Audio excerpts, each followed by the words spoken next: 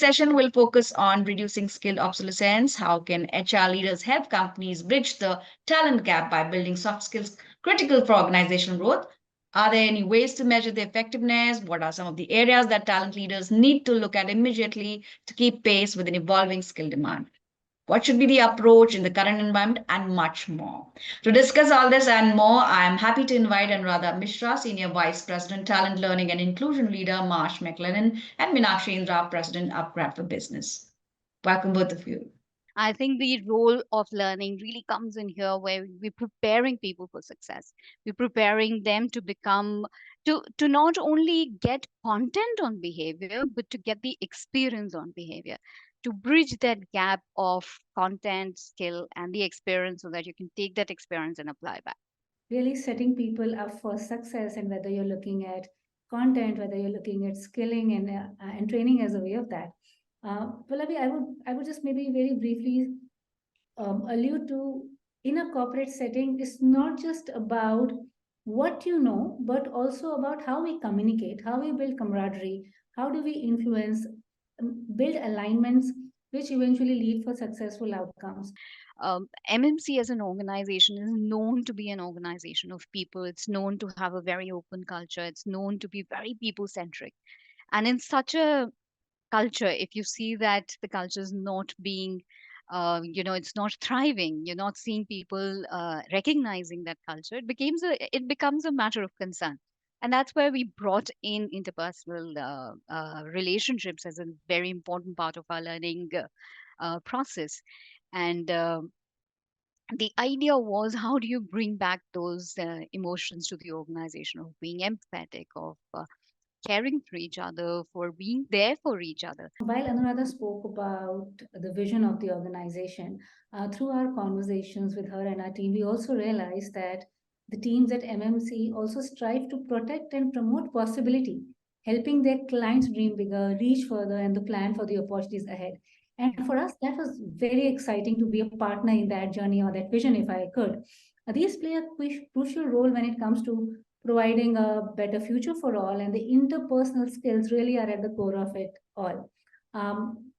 So when it all started, the Marsh McLennan team had a very specific ask for us, and that was to develop workshops that focused on communicating effectively and not aggressively, how to use time to maximize outcomes, how to say no in a humble but assertive manner. And that really speaks about the ethos or the culture that an organizations have. After multiple conversations with the MMC team, we understood that all of these needs stemmed from, of course, interpersonal skills, but also we had to keep in mind, how do we measure success out of it? And that's really something that we kept at the foundation of building the different plans and the iterations that we had around it. Through the course of the program and post the workshop as well, the MMC team themselves identified that their weekly meetings, how they're conducting it, how they're channelizing themselves, how they are reviewing and reporting numbers, improved, and in turn that helped the employee productivity and the business positively. And that for us was a very interesting symbiosis that we got through this engagement. Last but not the least, through our upgrad work better partnership, we also brought in elements of group coaching as an elevator post the workshop. And it's a huge testament to the culture that MMC team had, wherein the strengths and weaknesses of the participants were discussed and a group development plan was chalked out.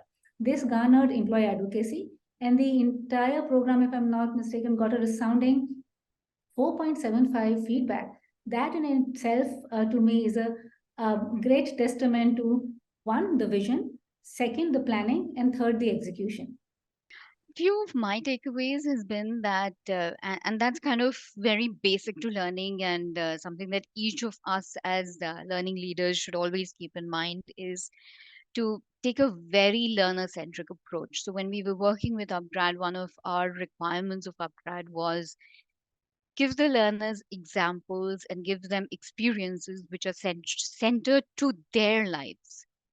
We would not want very generic case studies to be discussed. We would not want very generic situations to be discussed. I want that situation nuanced to what we experience in MMC. And that kind of worked for these conversations that we were having, to say that what is your pain point, and let's make you the center of everything and then find solutions around that. So that's been one of the biggest, and I think that's the impact that people had after coming out of a session. They would come back and say that we had a great conversation with the coach or the facilitator that we had for learning.